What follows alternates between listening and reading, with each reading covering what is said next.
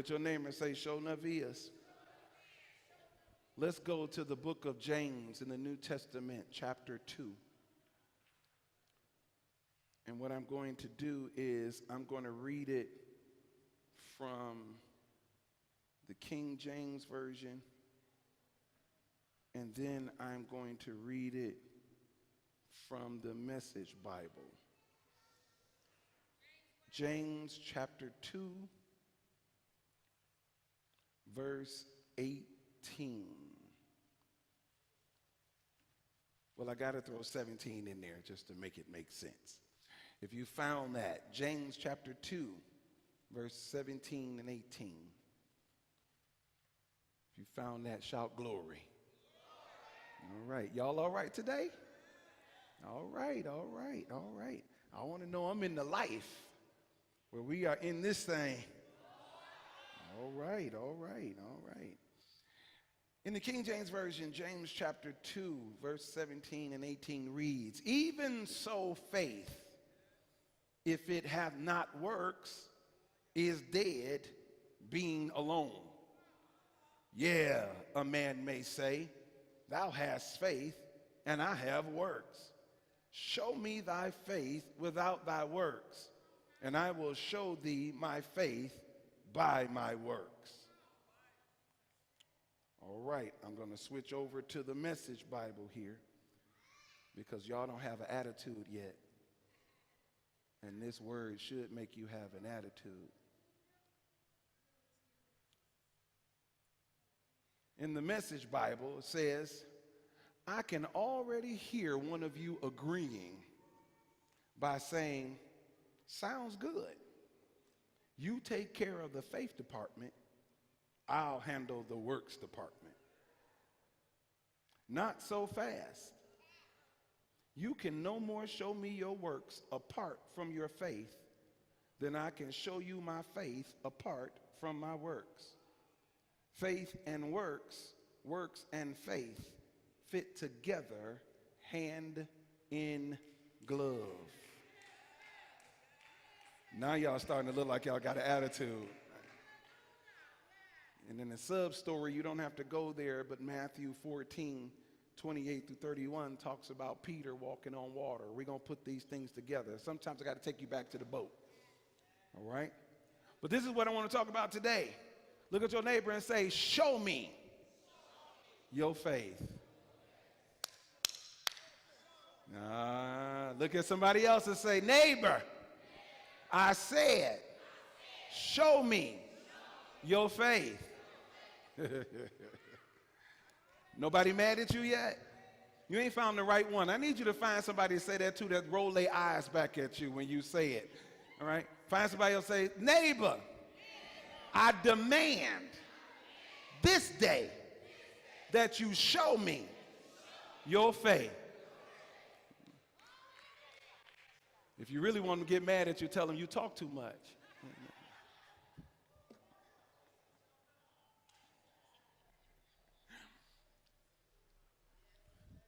The book of Hebrews gives us great definition of what this faith is. It says in Hebrews chapter 11, verse 1, shares with us that now faith is the substance of things hoped for, the evidence of things not seen. And sometimes we get so caught up in the actual lingo or language that's being presented before us that we might miss the point. Because we think that now faith, since it's a substance of things hoped for and an evidence of things unseen, we claim that hope or that faith alone, it is invisible. And I want to let you know something, that this scripture is not saying that faith manifests itself invisibly.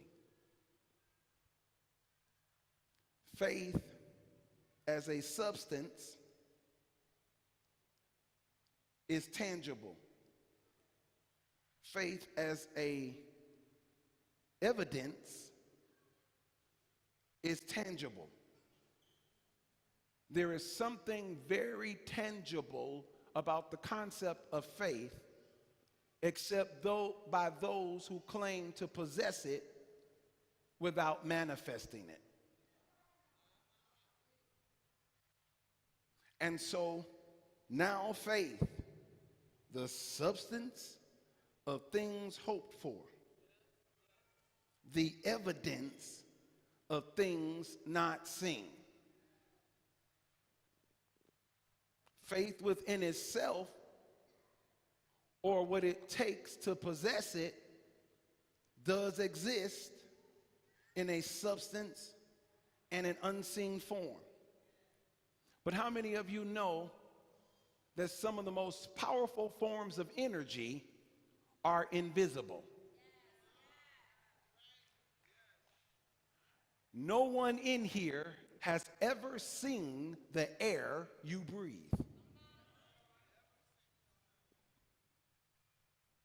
You can only see the air you breathe when it pushes against something that you can see. No one in here has ever seen the heat that warms your body from the sun.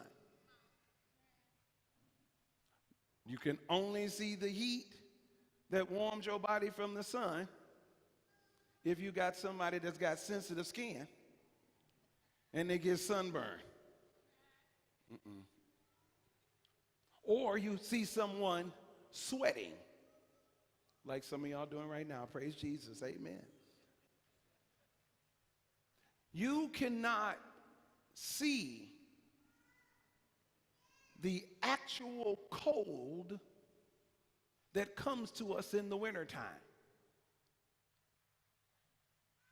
The only way for you to see the invisible cold is if you go out and you see ice on the ground or you see snow falling. You can feel it, but you cannot see it itself. Faith is an energy. It is a powerful energy that is invisible. And some of us, we love to have or to remain in an invisible faith. We love to tell people how much faith we possess.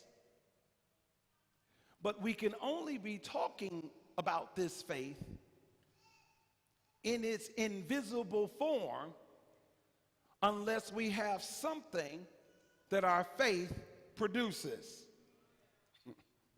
So our faith in private is invisible. Our faith in person is invisible. But there sounds like the end of each part of this particular verse in Hebrews chapter 11 says that there should be a way to see faith. Yeah, y'all look mad now. Here we go. All right. Now faith is the substance of things hoped for. Stop. If you hope for something, what you are hoping for, you have to see it. Even if you don't possess it, no one in here has ever hoped for nothing. No one in here has ever hoped for something that could not be manifest, something that could not be produced. Therefore, vision is what inspires hope. So you have to be able to see something in order to have hope. So it is saying if you have a vision, which is a manifestation, but you have not yet possessed the vision, it has not yet manifested itself in the natural, in the tangible, then faith is the substance of energy that you have in order to hope that you'll reach it, that you'll reach the unreachable. It is the evidence of things not seen. Here is where we get into trouble.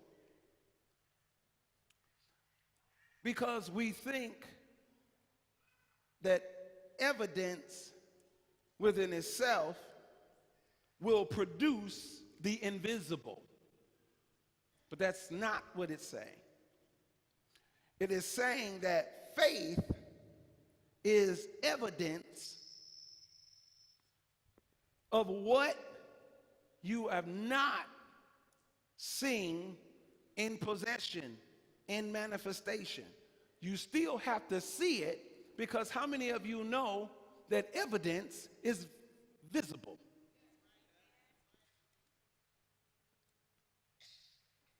How many of y'all used to watch Wonder Woman?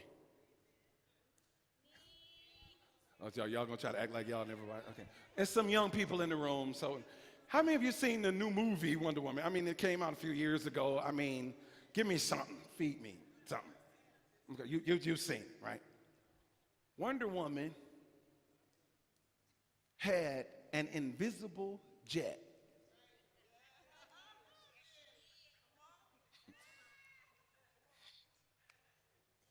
All you would know, now see, in the cartoon days, before we had all the CGI stuff and all of that, the only way to convince people that she had an invisible plane was that they would just draw an outline. She would be flying in the outline of a plane, but you couldn't actually see the plane. And so our brains, that's why some of us are much smarter than y'all, some of y'all in this new generation, because we actually had to imagine stuff, right? And so we had to imagine that although they were showing us the form of a plane, that it was invisible. But to be honest with you, it was a cartoon. No plane really existed. But we had to imagine from the outline of the plane that was drawn that Wonder Woman was riding in an invisible plane. I was so disappointed later on as I continued to watch those cartoons and continue to read those comic books that Wonder Woman could actually fly. I was like, well, if you can fly, why are you tricking my brain to make me think that you need an invisible airplane that I can't see anyway? Why don't you just go ahead and fly? I'm going somewhere. I'm wondering if you're picking it up. Faith is that form that we get to imagine and believe that something is happening even though we can't see it. Even though the person that may be riding in it has the power to manifest what it is that they need.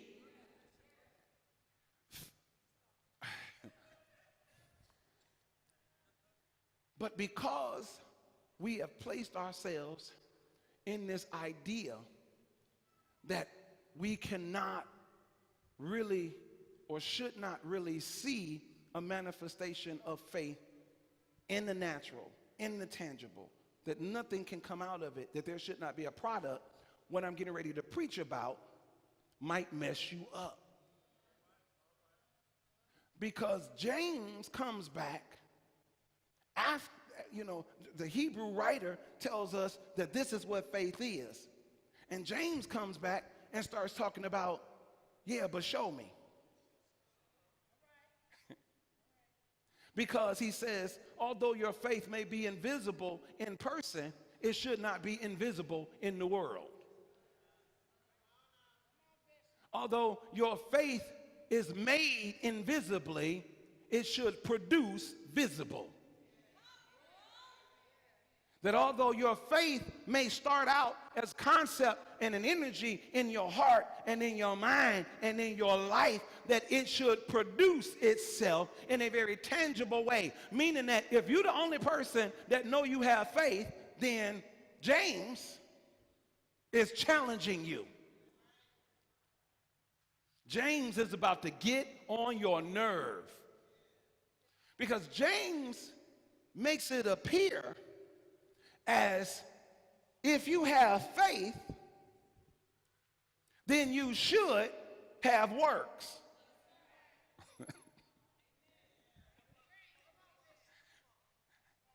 Because real faith works. Look at your neighbor and say, real faith works. Hold on now. Hold on.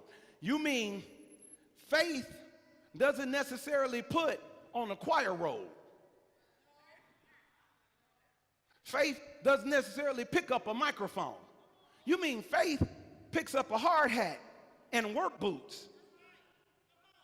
Faith picks up a hammer and a saw. Faith picks up paper off the floor. Faith, I told y'all.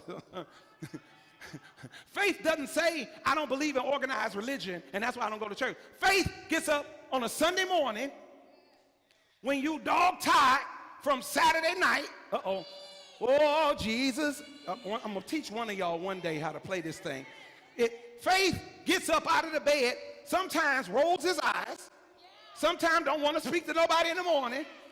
Sometimes goes in the bathroom, washes up, puts his clothes on, grabs something to eat, gets in the car, mows his way down here, goes ahead and turns on the gospel music anyway until it pulls up, and it enters into his gate with thanksgiving and into his courts with praise, and is ready to work.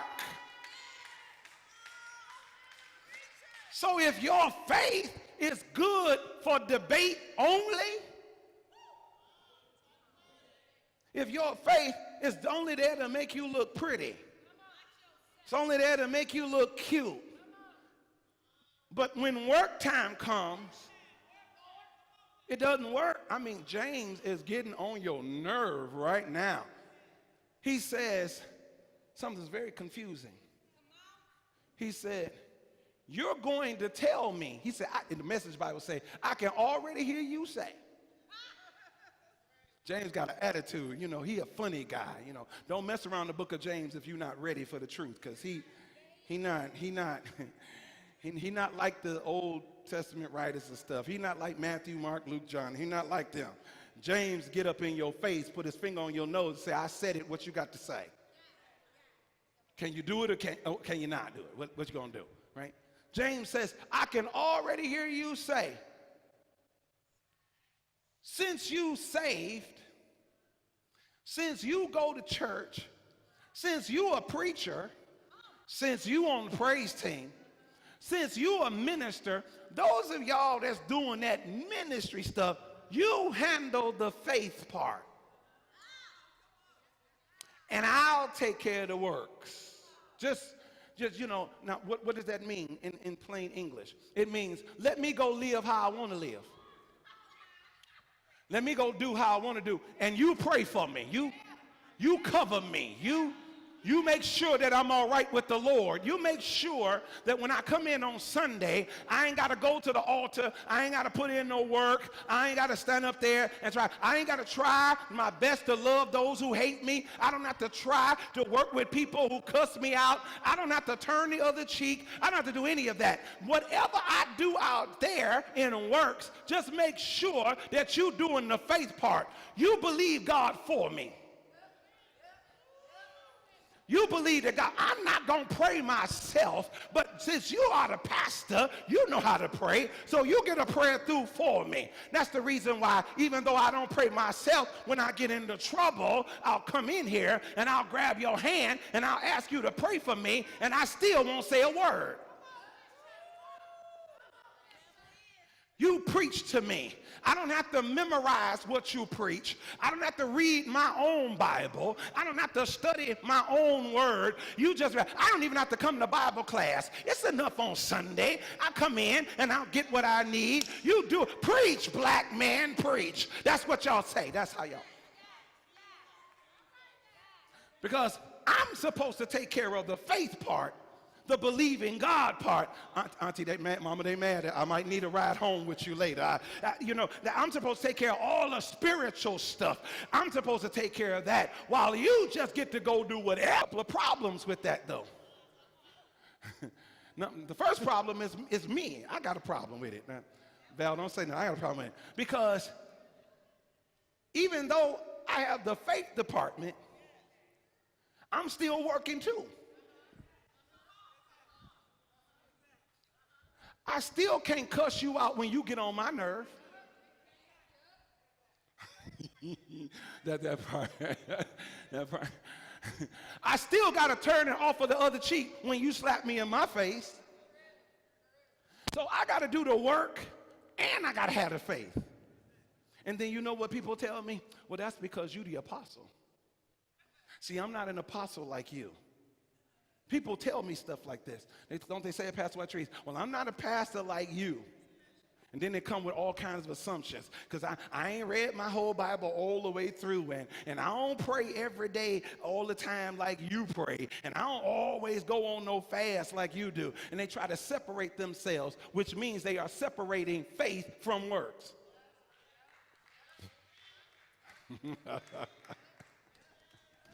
And when they start separating faith from works, they begin to realize that there is something distant in their relationship with God.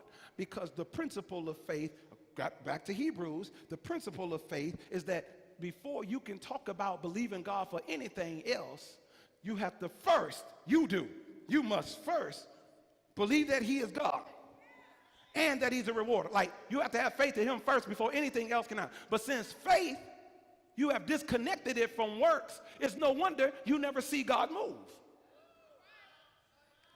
You should feel bad if the only way you could get a prayer through is through somebody else. You should feel horrible if the only way you can have a praise breakout is that if the praise team is leading it.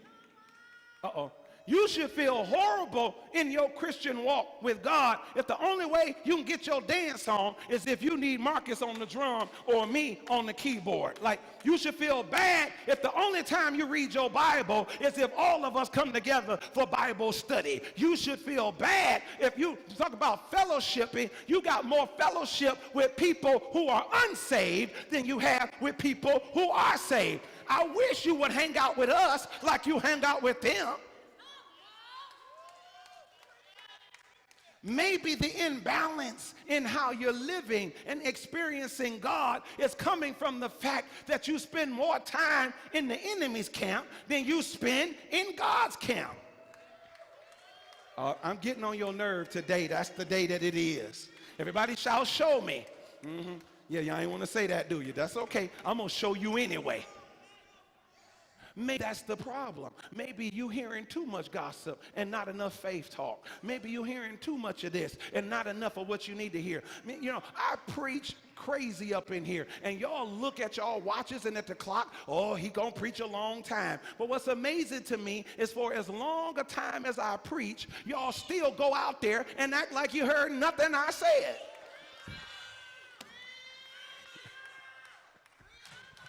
The truth of the matter is, if I was basing how you're behaving in God on how I was preaching, I need to be preaching 6 hours. I need to be preaching 8 hours. I just need a whole work day where I don't go Monday, Tuesday, Wednesday, Thursday, Friday. Y'all should just come to church every day if it's a reflection. While you judging how long I preach, let's judge how long you listen.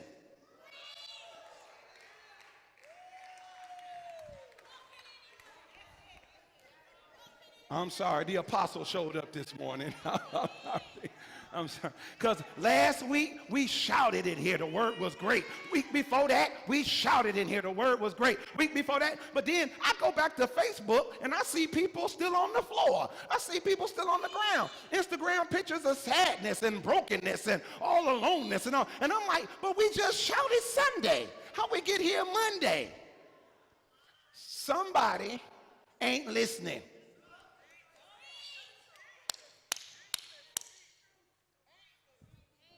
I didn't say someone wasn't listening. I said somebody ain't listening. Touch 3 people say, that's not you, is it? He's not talking about you, is it? So, somebody not listening. Somebody not listening. Somebody not listening. Somebody not listening. Because you're still separating faith from works.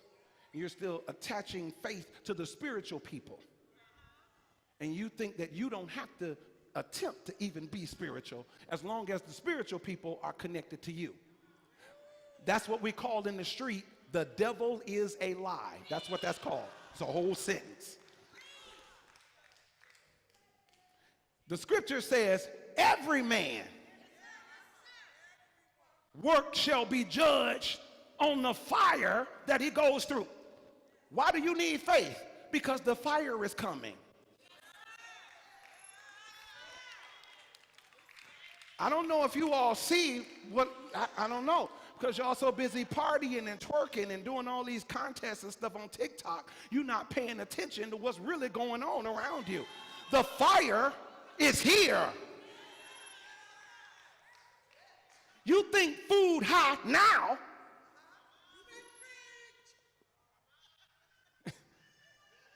You think it's a housing crisis now. You think crime high now. This isn't even a sense of what we're about to see. And I'm telling you this prophetically. It starts 2025.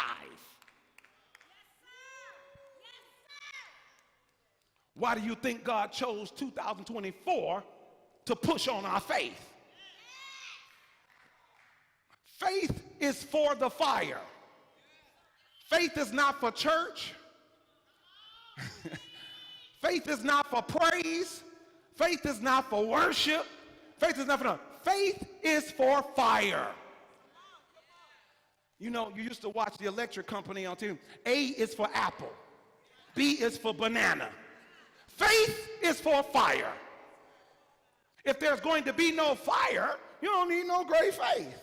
But when you know that the fire is coming, instead of you trying to live your life, do your thing, be your own person, get out here and experience the world. Instead of you doing all of that, you need to be storing up your faith, building up your faith. Because when the fire comes, you're not going to be able to make it through.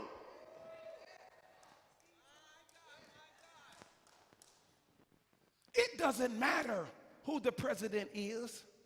Fire is coming regardless to who it is.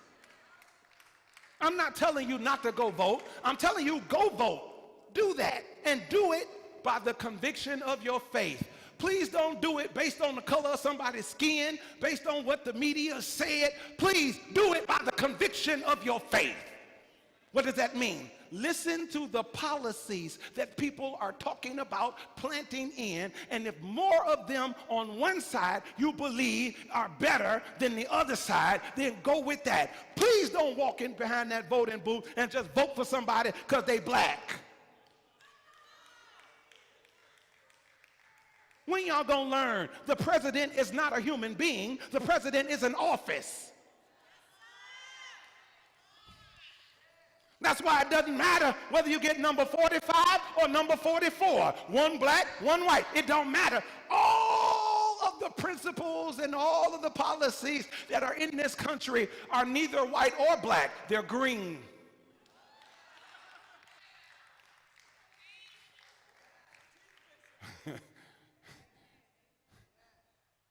The fire is coming. The fire is here. We are in such a predicament that it does not matter which way we move.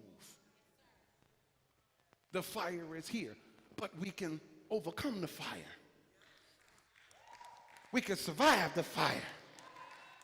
Like the 3 Hebrew boys, we can go through the fire, but our faith has to be intact. 2024 has pushed on your faith unlike any other season. But the reason why it's done that, and the reason why God has allowed it, is to prepare you for what's coming. God knows what he needs to do for his saints.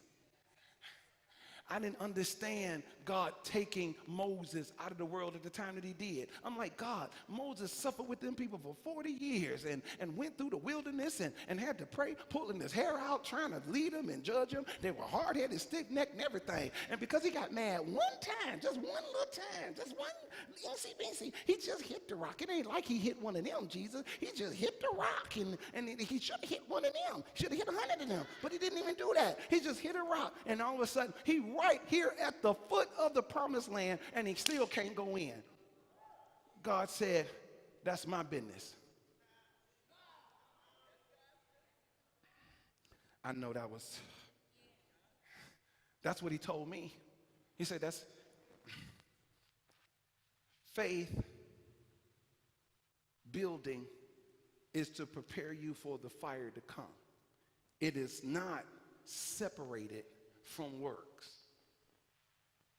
So that means that if we say we have faith for it, then our faith for it should be manifested by our works. People should be able to look at our works and see our faith. Not people look at our faith and see our works. And that's what we want. We want people to know that because we go to church, or because we carry a Bible, or because we're a minister, we want people to see our faith. And that means that, well, then they must be this. They must be a believer. They carry that Bible. They got to be a believer if they go to church. They got to be a believer. If they up there on the praise team, they got to be a believer. If they do in ministry in the church, they got to be a believer. How many of you know that people can hold on to that faith so much and display that faith, and people are fooled by them? That's what the scripture refers to as a wolf in sheep's clothing. This is why Jesus cursed the fig tree. Because it looked like a fig tree. It looked like it was producing. It looked like it was in season. So he thought he could go over there and get something to eat. But when he got over there, there wasn't no figs up. It was leaves, but it was no figs. And he stepped back, and for the first time, you heard it say he cursed it.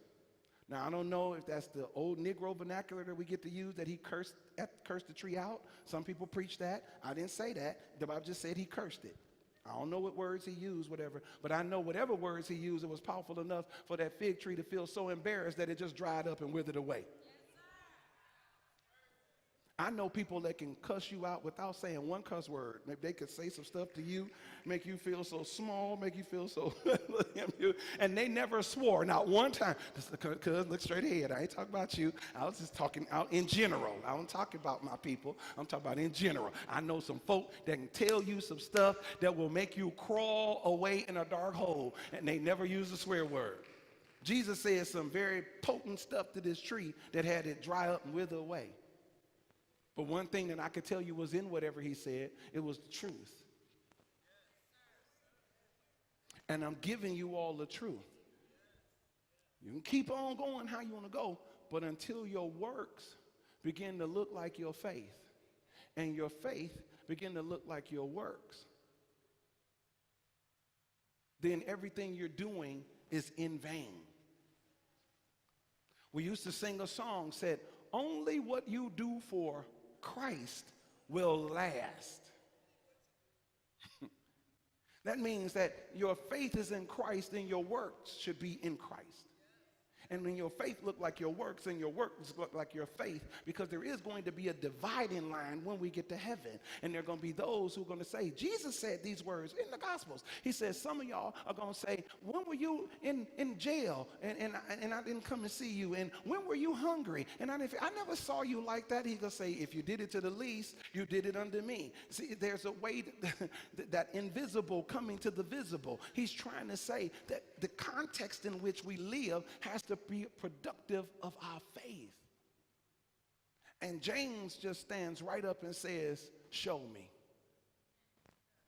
You say you got it. You were singing with us. We said, faith for it, faith for it. Whatever it is, I've got faith for it. You was there. You got the lyrics. You had to bounce. We come this far by faith. Y'all was right there with me. Some of y'all had that good old Baptist leaning on. You know how to do it. No. Y'all know how we used to march in the choir. We march in on that song. And that march took us 25 minutes to get in there. The march was longer than the service almost. So we take that step forward, then you take two back, you know what I'm saying? And then you move to the side. Come on. Some of y'all, that's really how you learn how to hustle. It didn't start at the hustle class. You learn how to hustle in church. That's what we were doing. That was the hustle. Back 2 times. Swing.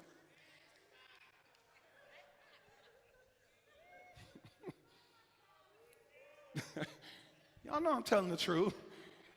We had the lyrics down pat, but did we have a life down pat?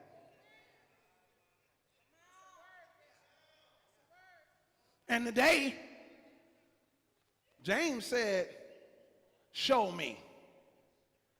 Show me this faith that you say you have. Prove it.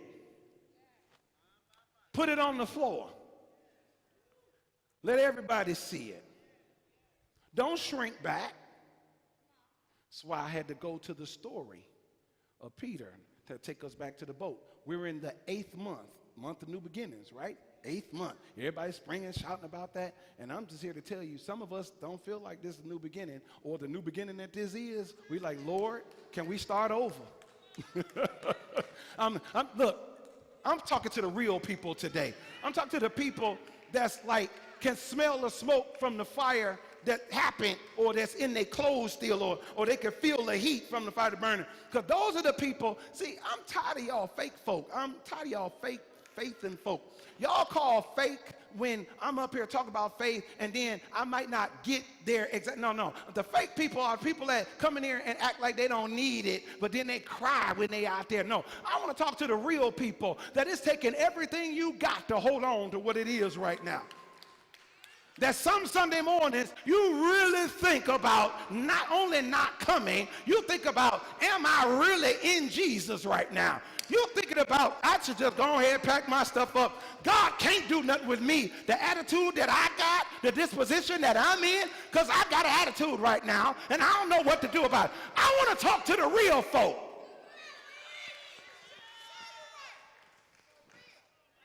Talk to the people that slept in today. I was late getting here today because I laid in the bed.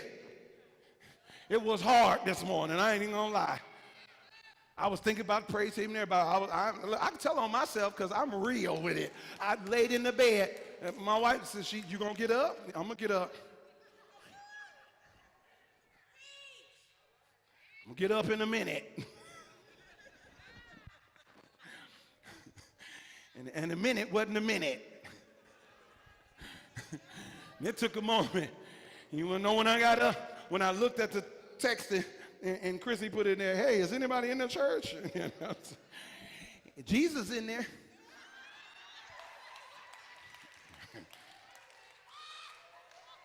I don't know if he's going to open the door for you or not, but you might have to go get something to eat till I get there. What I'm trying to say is I got to manifest the same kind of faith that you got to manifest. Please stop talking to me like I'm somebody different than you. I am a human being. I bleed blood. I got to put my pants on one leg at a time. I go through stuff. I feel bad about stuff. But guess what? My works are so connected to my faith that I still come in here and try to pick you up and try to build you up.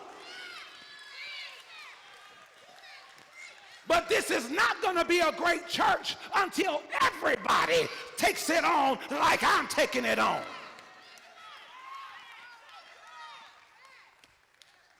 I left on purpose today.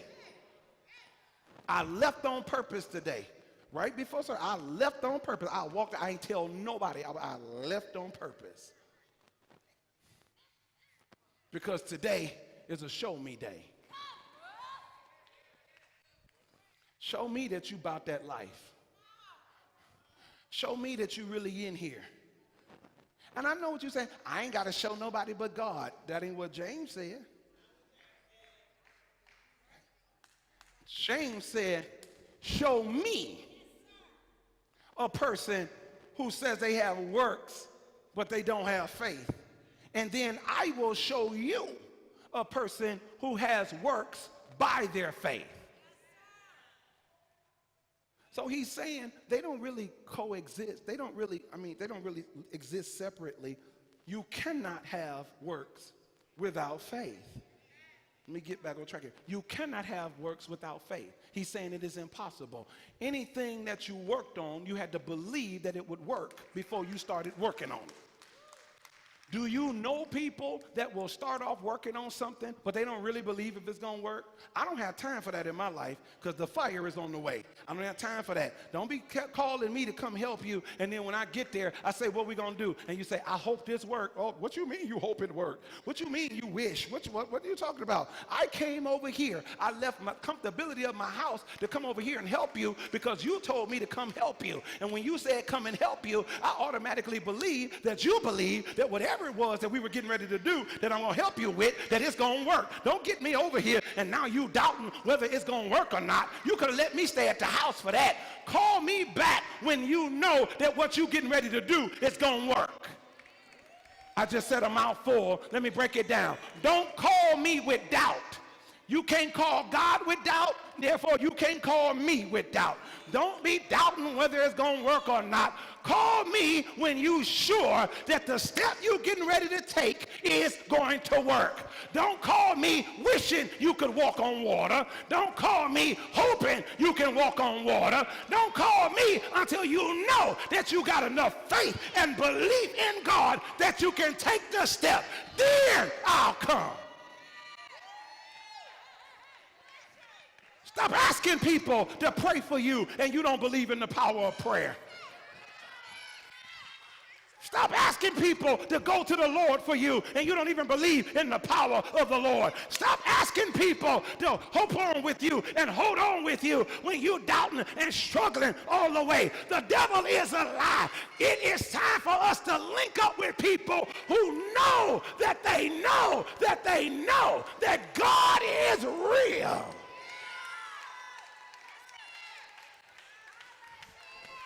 In other words, if you don't really believe that I can do all things through Christ that strengthens me, then don't call people. Don't waste people's time. Why do people have to fight with you to get a miracle in your life? I already got to fight to get a miracle in my life. Now I got to fight with you?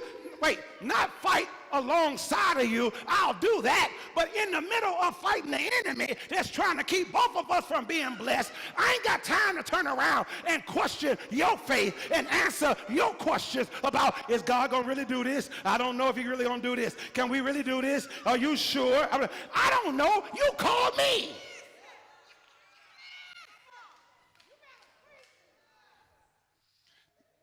Do I have some folk that feel like I felt right there? I just said it all for you. Look at your neighbor. Tell him, call me when you're ready. Calm down. Don't call me to come pick you up, and then when I get there, you stick your finger out the door. Don't do that. Don't do that. Don't. I almost took this mic off. Don't you do it. There's some folk in here that will leave you with that finger right at the door.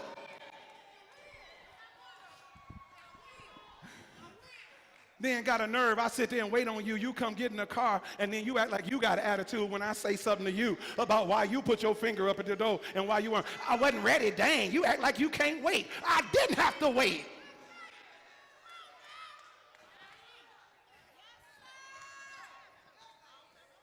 Come on, I need some serious people about some serious faith. The fire is on the way, but we got stuff to do. We don't have time to get to the 8th month of the year, and now we're going to flip.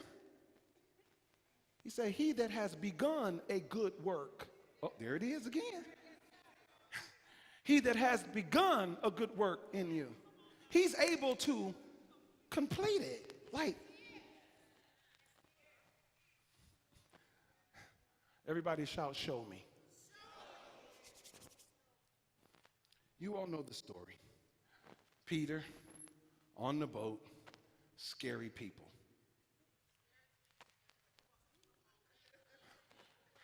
I know that they're scary because they screaming and hollering when they see the same Jesus that they just left on the shore. He the one that put him in the boat. He the one that told them to go to the other side. He gave them the resources and his word. And he's talking to professional fishermen, some of them. Like, they navigate these waters all the time. You're not going to tell me that Peter, James, and John, who were fishermen, had never been on the boat in a storm before. But look at this. I want you to catch this. Catch this. But they weren't afraid of the storm. They were afraid of Jesus walking in it.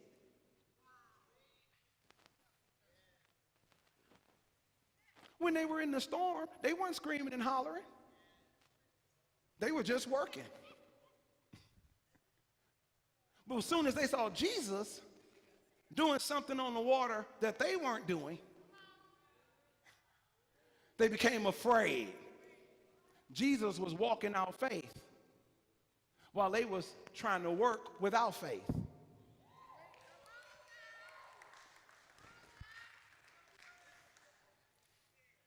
So when faith came along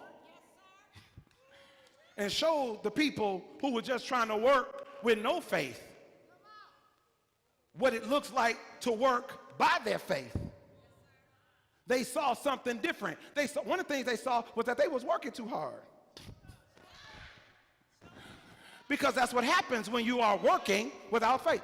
I know you want to tell me that it ain't no difference between you and me, and you just because you a Christian don't mean that you the only one that know God. I ain't got to go to church, and I ain't got to read my Bible, and I ain't got to do all of that in order for me to walk by God. Okay, you're right. We're going to go through some of the same trouble. I said some. But guess what? Even the trouble that we go through that's similar, I'm going to get through it easier than you. Why? Because I got a faith and you don't.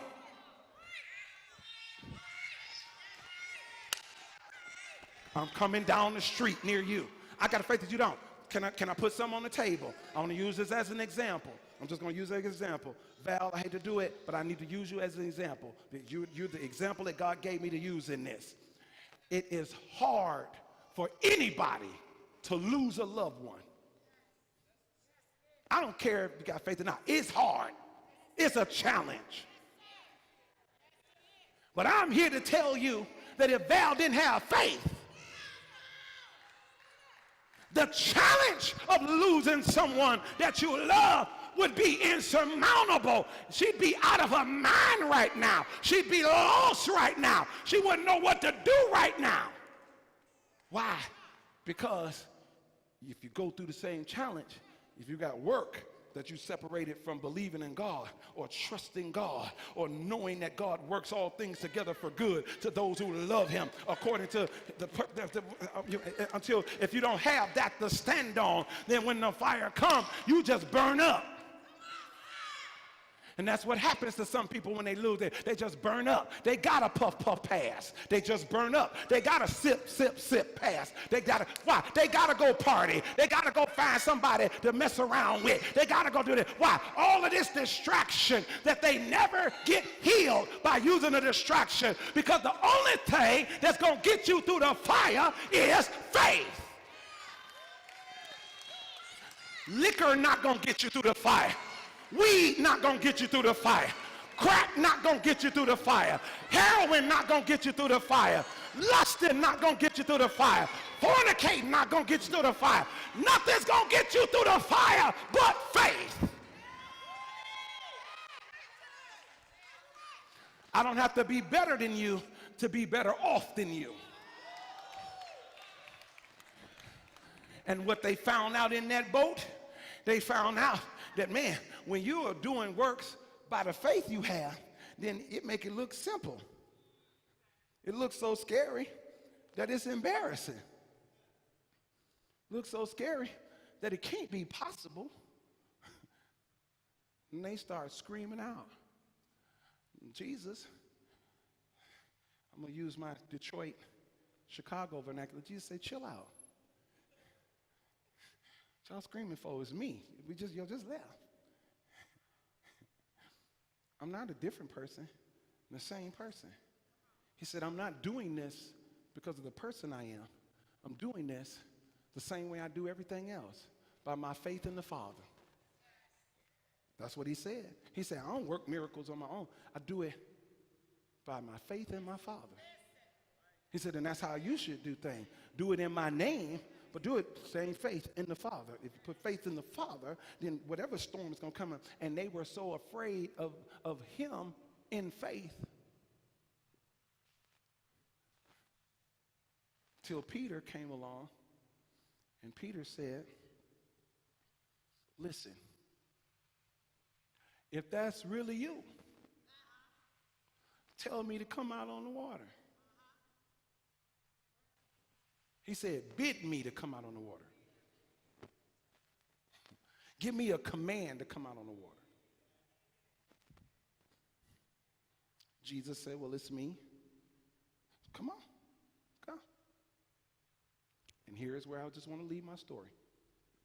Peter proceeded to show his faith. He had to show Jesus the faith he had in him. We don't believe that we have to do that. We don't believe that we're going to have to give an account for that. The only thing as believers that you will have to give an account to, according to the book of the Revelations, the only thing as believers that you will have to give account to as you stand before God is what you did with your faith. Some of y'all are scared of the book of the Revelations. You don't want to go into it. You need to go over there. I know a lot of it's hyperbole, and you ain't going to recognize a whole bunch of stuff and the symbolisms and all of that. And then you have to do like my grandmama taught me. You eat the meat and spit out the bones. It's stuff you don't understand, you spit it on out. Stuff that Holy Spirit has revealed to you, you take that and run with it. Because I promise you, it's stuff that ain't going to happen tomorrow. It's stuff happening right now.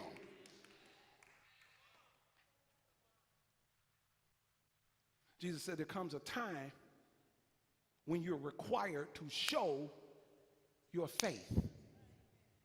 And he wasn't just required to show his faith to Jesus alone. He had to show it also to the others that were in the boat. Because his faith and showing and displaying his faith through his work of belief, through his works of belief, through his steps of belief, through his walk of belief, he was also showing them so that they could be encouraged. What was supposed to happen was he was supposed to get out of the boat. And he was supposed to walk to Jesus. And then somebody else in the boat was supposed to say, well, if Peter can do it, then let me show my faith. And then they were supposed to jump up out the boat. And then for somebody, he said, well, if they could do it, if James could do it, then I could do it. Until Jesus said, y'all leave the boat there. Let's just go and cross on the other side. But it can show you how we can all be one congregation, but everybody not be willing to show their faith. Uh-oh. It'll show you that if we call 100% fast, we only get 20% of the people. Oh, Jesus, Lord, Lord. Then when we start talking about doing the tough stuff, the hard stuff, the storm stuff, the fire stuff, you'll find out that people tell you they got your back, and they do, all the way back there. People have a whole lot of different idiosyncrasies on why they don't do this, and why I don't join church, and why I don't read the Bible like this, and why I don't do this, and why I don't follow this person, and why I don't follow that person, as if those are going to be the requirements that's going to satisfy the questions that you're going to have to answer when you stand before God. God don't care what spiritual leader you are, he just wants you to follow one. God don't care what church that you actually join, he just wants you to get in one. God don't care about that. He says, what are your works? Where are your works? What do you show God? How do you show God that you believe him? Because we always want God to show us that he's God. We always want God to show us that he's believable. Show me that I can believe you, God. There's a little bit of that in what Peter said. Because if Peter, his raw faith would have just said, man, get out the boat. But he had to be called out the boat. In other words, show me that I can believe that that's you. And that's how some of us, we are testing God.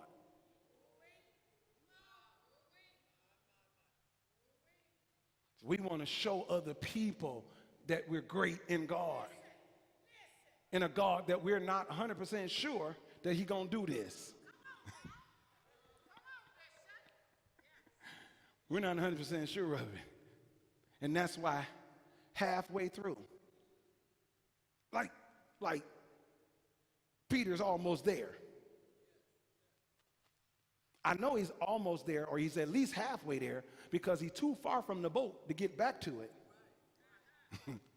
And in a storm, if you start sinking in the water that you were just walking on, at least you're going to reach for the boat. But he realized, I'm too far away from the boat. Have you ever been too far away from the thing you left that was comfortable? That even when you falling down, it's too far away, you can't reach back. You done lost all the numbers in your black book. You ain't got nobody else back there no more. You done already told them that you ain't never coming back, and they ain't no good, and you don't care nothing about what they say. But now you sinking. You need some rent money. Come on, somebody. And you can't even reach back to the person. I'm trying to bring it to your face. Y'all don't know what I'm talking about.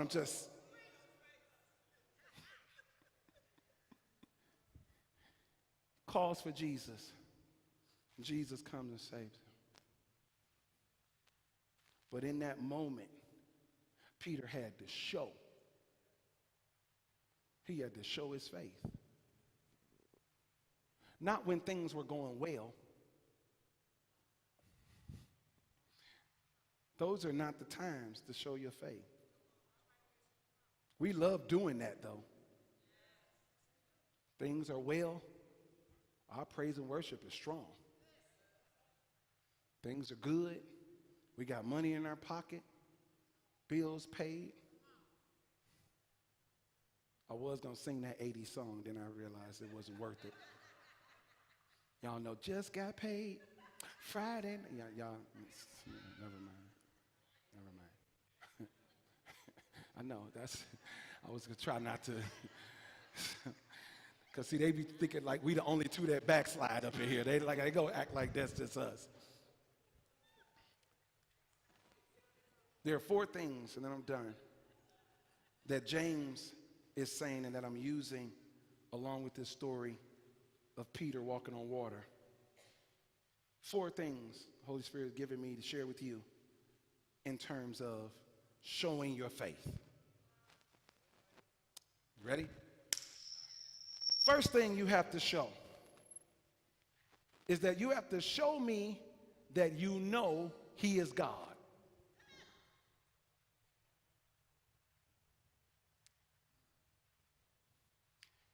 Challenge yourself this entire week to use the bulk of your time and your energy showing everybody that you know that God is really God. Who will take that challenge? Because that's what Peter did when he got out of that boat. He was showing everybody that he knew that God was God. Especially when he started walking on the water. Jesus was like, show me. He was like, bet. And he started showing that I know that you're God. How many things are going to arise in your life just this week alone that you see as problems, but what they really are opportunities for you to show that you know that God is God? How many things do you shrink back? People challenging your faith, you don't say nothing. People challenging your God, you don't say nothing. People building on your doubt, you don't say anything. When are you going to take one for God? Some of us are so afraid of saying something because we know when we say something, we got to stand on it. And we know that there are times when our faith doesn't look like we really believe that God is God. And we're so afraid that people are going to call us on that. But it's because they don't really understand faith. Having faith doesn't mean that it's not going to be tried. If you read your word, you already know that the trying of your faith works patience. The problem is not your faith. The problem is, can you wait? and you let people turn your faith down because you are being tested in your patience, not your faith, and you start letting them convince you that since God didn't do it today, he's not going to do it tomorrow. He's not going to do it the next day. He's not going to do it the next day. And then you start doubting, and that's the only way you could be assured that God is not going to do it, because the same person, James, says that if you have any doubt in God, you can know that he ain't going to do nothing.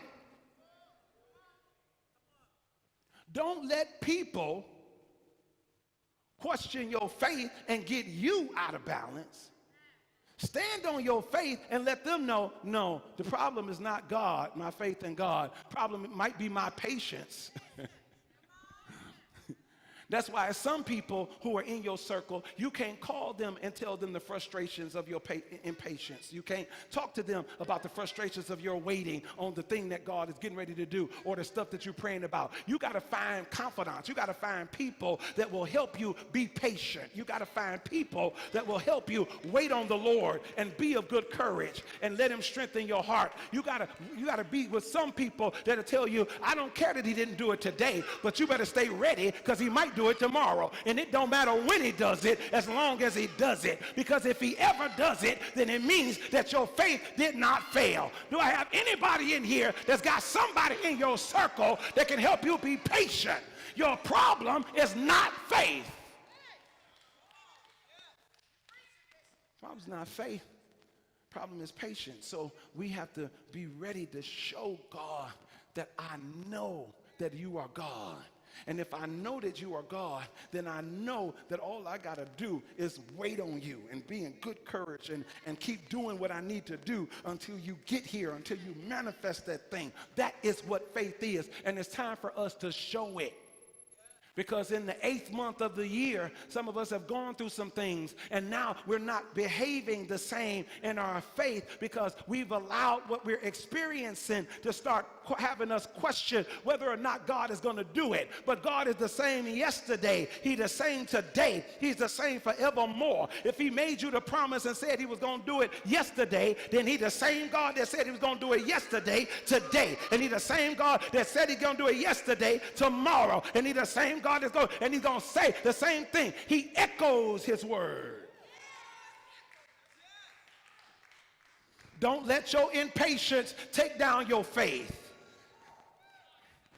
Can I show you something?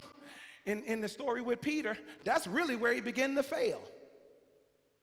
It took him so long to get to Jesus. He started concentrating on other stuff. What was happening around him. And that's what happens to us. We get distracted because we got to wait. And that distraction causes us to start doubting. And when we start doubting, we start falling. And when we start falling, then we start sinking, because then fear sets in. And now we don't know what to do. And now we're panicking. Do you not know that everybody that drowned themselves?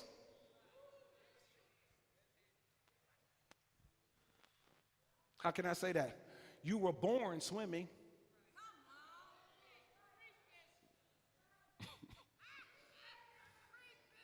They have babies now in water.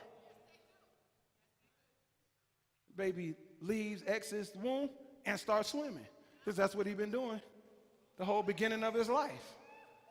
When we drown because of fear and exhaustion. You're drowning in life because of fear and exhaustion, because your patience is not strong. But if you can be patient, they that wait upon the Lord, the prophet said, shall renew their strength. They shall mount up on wings as eagles. They shall run and not be weary. They shall walk and not faint. First, you got to show everybody that you know that God is God. Can you look at 3 people right now and tell them, I know that God is God. I know God is God. No, ain't nothing you could tell me to make me not know that God is God. I tried him. I found out God is God.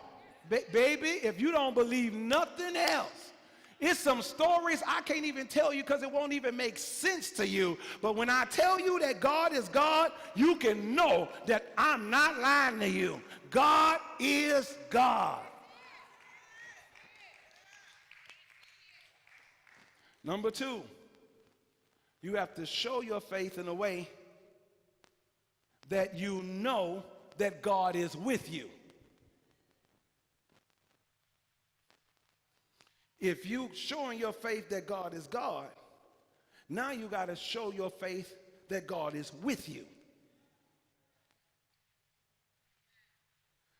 Now, that's not done by you just going and getting some business cards saying that you minister, hiring some people to carry your briefcase, drive your car, wearing a big collar around you. That doesn't show people that God is with you.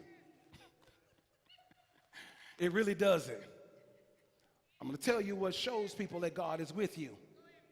Fire, storms, trials, tribulation. The 3 Hebrew boys, the king did not know that God was with them until they got in the fire. God was with them the whole time. God was with them. That's why they got in the fire, because God was with them the whole time. And they were willing to show that God was with them. So much so that they said, we know God is with us so much that even if he chooses not to deliver us from the fire, let it be known that we still gonna burn up saying that God is with us. I can't tell you nothing but the truth. God is right here. He's with me. But see, some of us don't realize that others of us cannot see God with you until we see you in the fire. Until we see you in the storm. They still was in the boat, not necessarily believing just yet that that was really Jesus, especially when Peter started to sink. But when they really saw that it was Jesus was when he said, Lord, save me. And it was Jesus who showed up and pulled his hand out and pulled him out the water. Then they said, yep, that's him. You will never be able to show that God is with you if you still want to stay on the outside of trial and tribulation, because you don't really see that God is with you until you're in the fire, until you're in the storm, until you're in the monsoon, until you are in the plains, until you are in the tribulation. Stop running from that stuff. That is your opportunity not only to show that God is God and you know it, but to show that the real God is right here with you and that you cannot fail because God is right here. He has not left my side. He is all around me. He is walking with me. He is covering over me. Goodness and mercy is following me. He is guiding, orchestrating my steps in front of me. My God is with me. It does not matter what happens in my life. My God is with me. And if he is with me, he's with me whether I'm on the mountain or in the valley of the shadow of death. I will fear no evil. Why? Because thou art with me. Your rod and your staff are with me. Do I have anybody in here that know, come hell or high water, God is with you?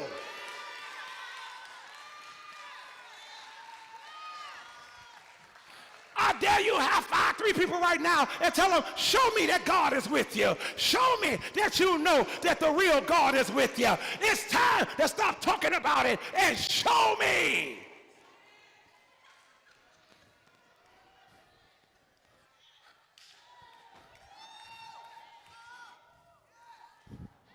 I'm almost there. Oh my God. I'm trying to get done. I'm trying to get done. Somebody in here understand what it means like. Have you ever thought you were by yourself? Have you ever thought you were alone? Have you ever thought nobody understood you? Have you ever thought nobody could help you? Have you ever been in a place where you thought nobody could fix it? But when you turn around, you realize, God, you are with me.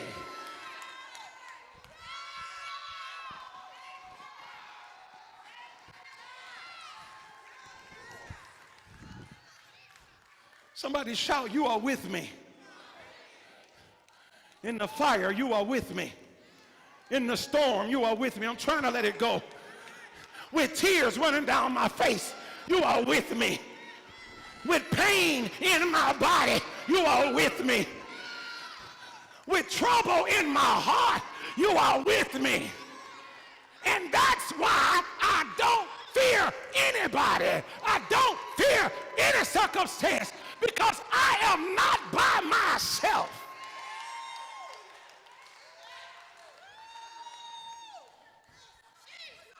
That means that whatever come up on me, it was allowed to come up on me. Because if God didn't want it to come up on me, he was standing right there. He would have stopped it from coming up on me. But he said, I'm going to, so you can show everybody else that I'm with you. I'm going to let this battle come your way so that when you start fighting, the enemy can see, oh man, that's God with him. How can he tell? Because that's the only way you winning. That's the only way you succeeding. That's the only way. It's not because of the swords you hold. It's not because of your pistol you got. It's not because of how many bullets you got. It's not because of how many friends you got. It's none of that stuff. Let God be everything. If it had not been for the fact that God was with you. Let's get to the third thing. I got to get y'all out of here. You have to be ready to show that you know if God is with you, you can accomplish whatever you start in him. If God is with you, then you have to show that he's with you, knowing that whatever it is you start in him, you can accomplish. Nobody is going to start baking a cake if they don't really believe they can bake a cake. Nobody's going to go out there, Roddy, you can attest to this. You're not going to go out there and start working on a car if you can fix the car.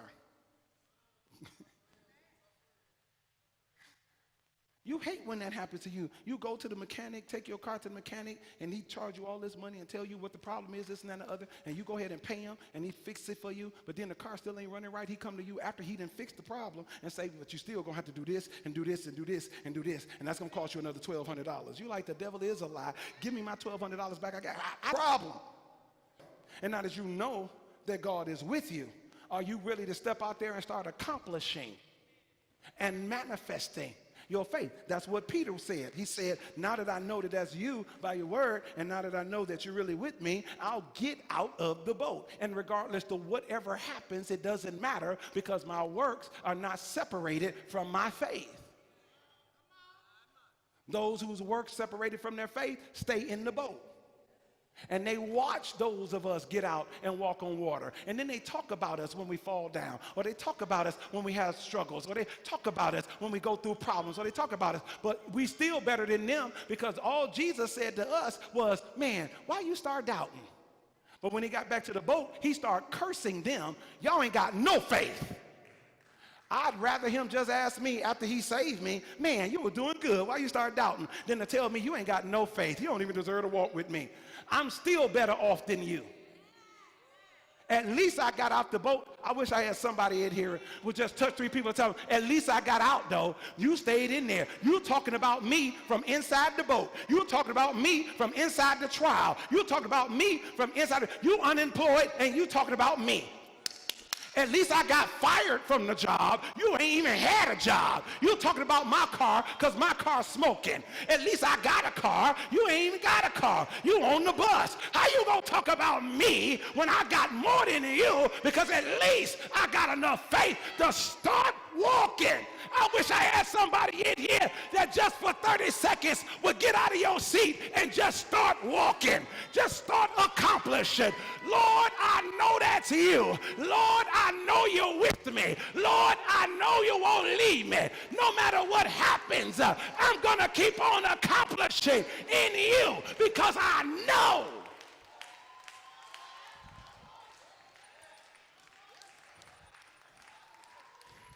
Through hard time, through trial. That's how I'm about to show them that you really God. That's how I'm about to show them that you're really with me. I'm just going to start accomplishing what I set out to do. You said I'm the head and not the tail. I'm about to start accomplishing walking like the head and not the tail. You said I'm blessed and highly favored. I'm about to start walking like I'm blessed and highly favored. Do I have anybody in here that's ready to show the world?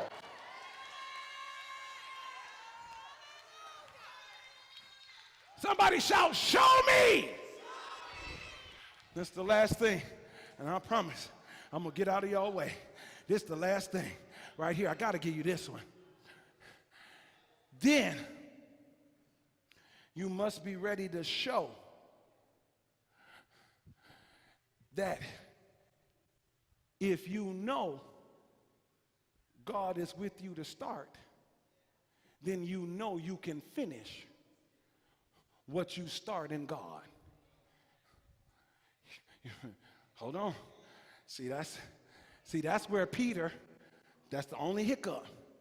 Because Peter didn't mind showing everybody that he knew Jesus was Lord, that he knew that Jesus was with him.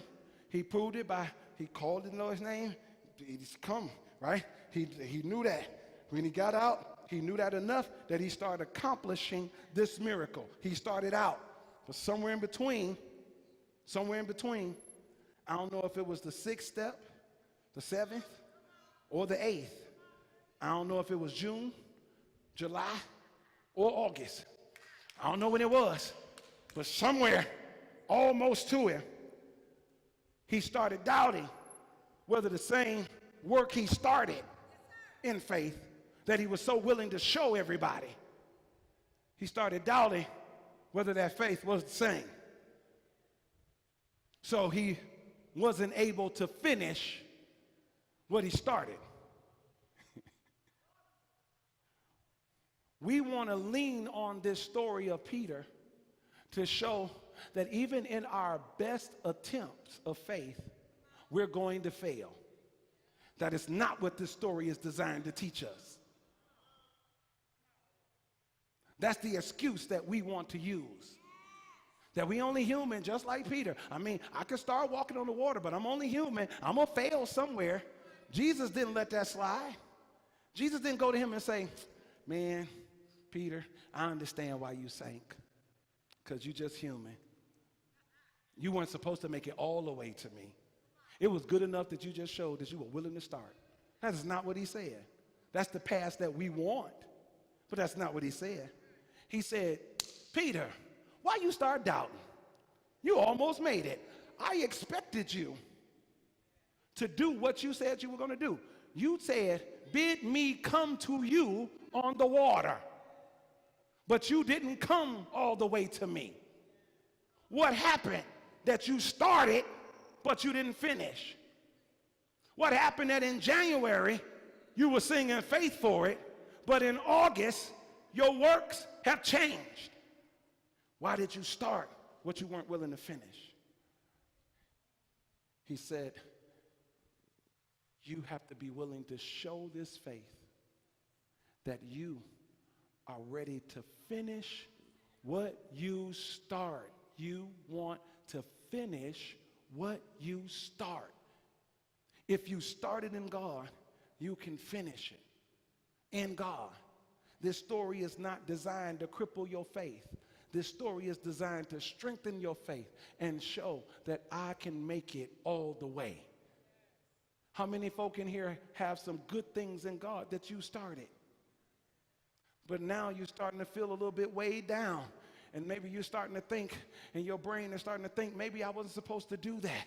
Maybe that's not what I was supposed to be about. Maybe I wasn't supposed to go there. Maybe I wasn't supposed to take this job. Maybe I wasn't supposed to move on this block. Maybe I wasn't supposed to go over here. Maybe I wasn't supposed to move in this direction. Well, first of all, if you had prayed about it, you would know whether or not you're supposed to do it or not. However, since you're already out there, this is not the time to shrink back. You have come too far. You already started now. People are going to talk about you more if you don't finish what you started than they talked about you before you ever never started. At least when they talked about you before you started, they didn't have no excuses to put on you. But if you start something and then you stop before you finish, now all of a sudden they get to label you a quitter. They get to label you as dishonest. They get to label you as a liar. And the devil is the only one that's a lie. I know that God is God, and I'm about to show you. I know that God is with me, and I'm about to show you. I know that I can accomplish whatever in God that I start out accomplishing, and I'm about to show you. And I know that whatever I start in God, I know I can finish it in God. He's going to give me the strength. He's going to give me the power. He's going to give me the vision. He's going to give me the courage. He's going to renew whatever I need. He's going to renew my balance. He's going to help my patience. He's going to help my faith. He's going to help my understanding. He's going to grow my discernment. He's going to help me to move. He's going to keep me straight. He's going to pick me up if I fall. He's going to help me if I go down. He's going to walk with me all the way through. I don't have to stop right here in the month of August. I plan to get to January 1, 2025, and my faith is going to look greater than it did January 1, 2024, because I went through some stuff, and I started some stuff, and I finished some stuff in God. Do I have any finishers in the house? If I got some finishers, jump up and shout, I'm about to show you my faith. I'm about to show you my faith. I'm about to show you my faith. Give God a praise and display it.